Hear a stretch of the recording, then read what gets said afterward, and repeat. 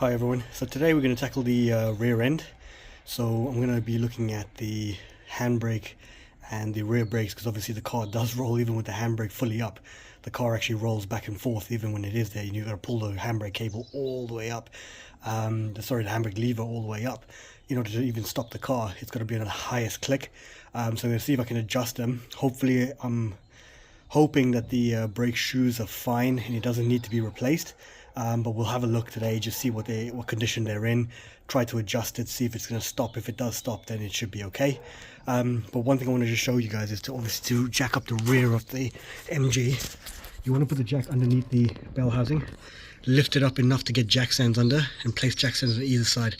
It's the safest way to do it, obviously with blocks in the front of the wheels. So as you can see in the front wheels, there's 2 blocks on there just so the car doesn't roll.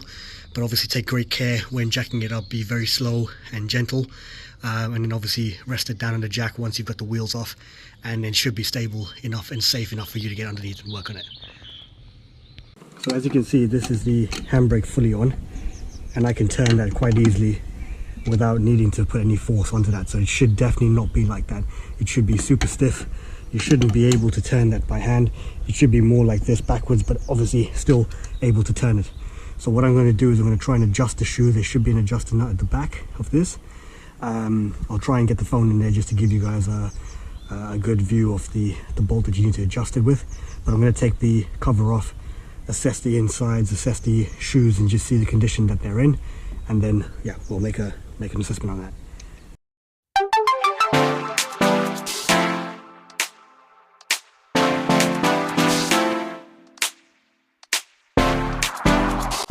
If in doubt, bring out the big guns.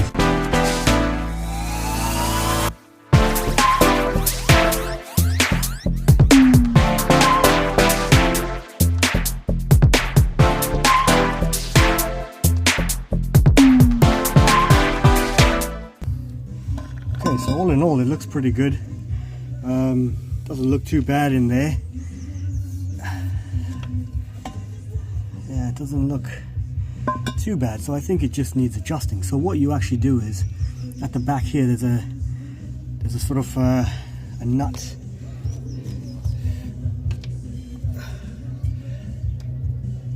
just there,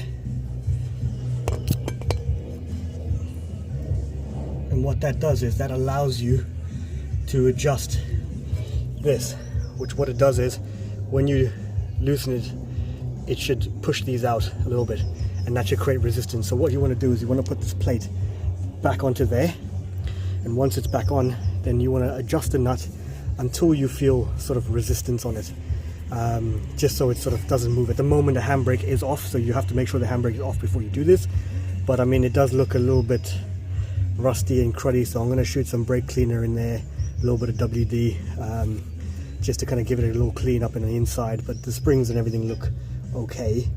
But yeah, so let's just clean it up, put the housing back on, and then we'll adjust it and just see if we can get this to tighten up a little bit. So this bottom part here is actually the handbrake lever. So what that does is when you pull the handbrake, that pushes back, and as you can see, pulls on the spring there, which should pull the shoe out a little bit, and that should then just split the 2 shoes apart, and that'll then create your resistance when you put your handbrake on.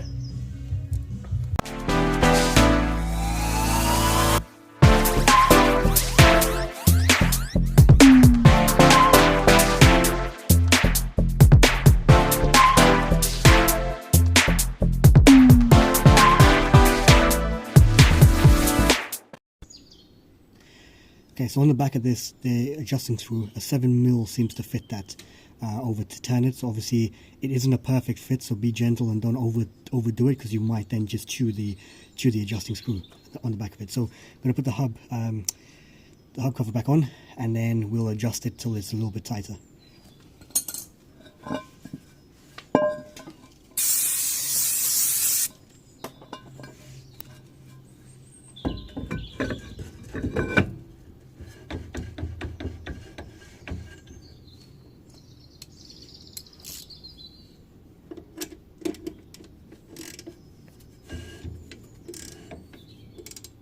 Okay, so that's it, and it's tight on there now. So what you want to do is, because the handbrake's off, is just back it off very slightly.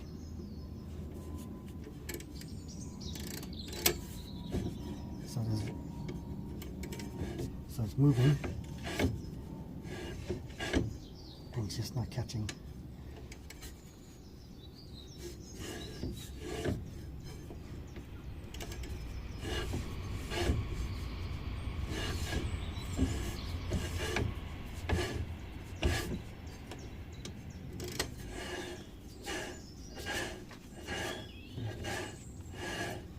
Okay, that looks good.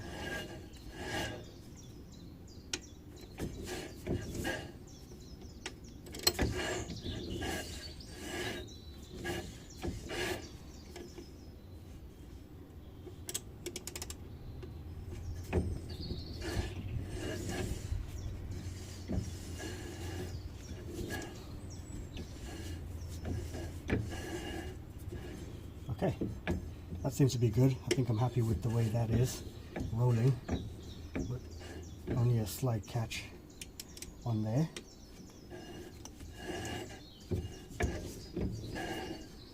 So what we're going to do is we'll put the handbrake on and then we'll just give it a try.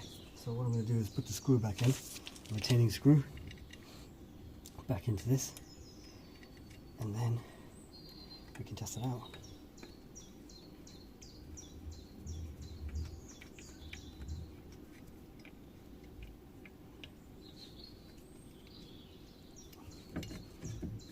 It is actually missing one of the other screws on there, but it should be okay with one, because the wheel will compress onto this and it will hold it into place anyway, so it should be okay. Okay.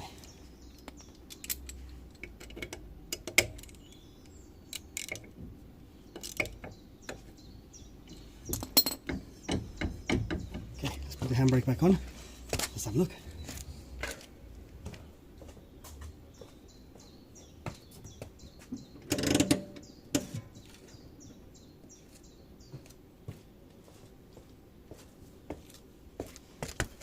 Okay, with the handbrake back on, I cannot turn that. So, oh, that looks good. So that looks very good. I can't even turn that, so perfect. So again, not a difficult job to do.